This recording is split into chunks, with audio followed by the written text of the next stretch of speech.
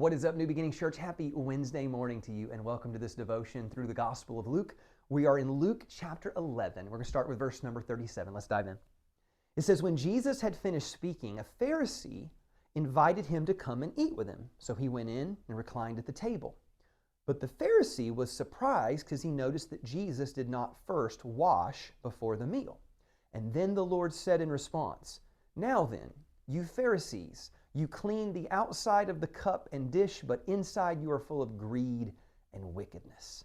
You foolish people, did not the one who made the outside make the inside also?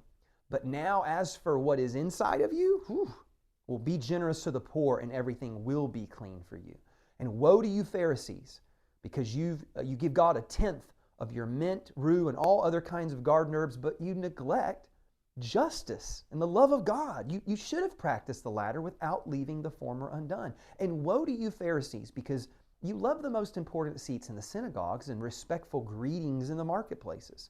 But woe to you, because you're actually like unmarked graves, which people walk over without knowing it.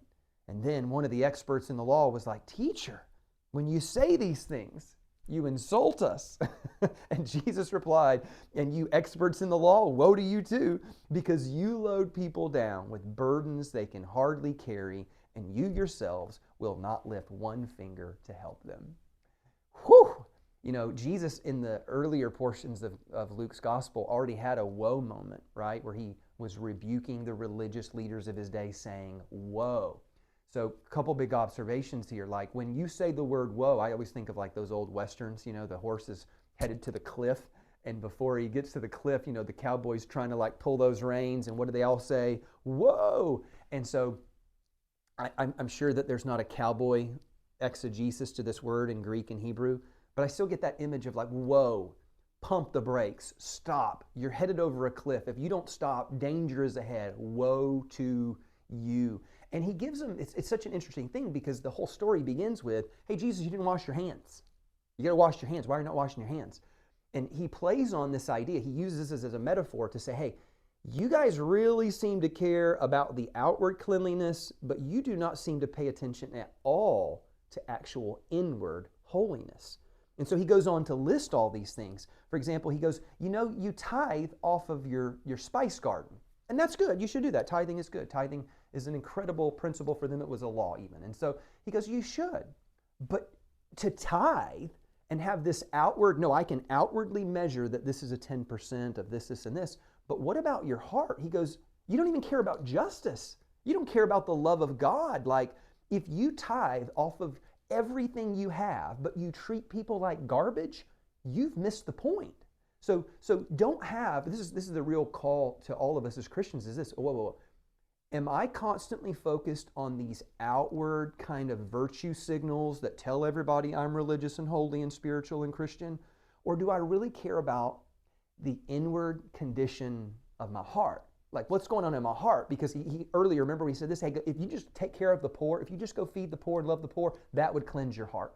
Because when you love people that aren't normally loved, and when you give to people that can't give you back anything in return, and you sacrifice for people who can never reward you or pay you back, that's powerful. But he said, you're the opposite. As a matter of fact, he addresses that. He goes, you're the ones that love title and recognition and fancy greetings. And so really, that's what you're driven by. That's your motive, is title and accolade. It's not Christianity. Because go read the apostles. I think they learned humility over time and failure in walking with Jesus. By the time that the apostles write their letters that we, again, have put together and canonized in this beautiful thing called the New Testament, go read the very first verse of Peter and James and Paul and some of these guys. They'll say it. James, a servant of the Lord. Peter, a servant of the Lord. I, Paul, a bondservant of the Lord. They didn't claim their titles. If I were Paul, I probably would have been like, hey, world shaker, church maker, apostle to the Mediterranean world. I mean, that'd been cool. If I were James, I'd have been like, hey, little brother of Jesus, y'all need to pay attention, listen to me. Now, Peter might have the best. Peter would be like, water walker over here, I have walked on water with Jesus, y'all are all beneath me, I am powerful, right?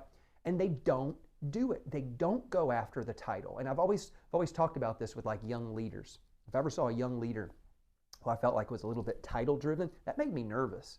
Because if you're chasing titles, you are chasing the wrong thing. And so that's that idea of, no, I don't want outward expressions of spirituality. I want inward transformation. And so what I want us to do as Christ followers is to take the same woe that Jesus was giving the Pharisees, and maybe we're not these Pharisees, but we always want to be gauging in our heart, whoa, am I participating in these outward reflections of religious, again, virtue signaling sometimes, or do I really have inward transformation where the most important thing to me is the love of God, the love that I have for God, the love that I have for people, my ability to take care of the poor, to right wrongs of injustice, and to care for people. That's powerful.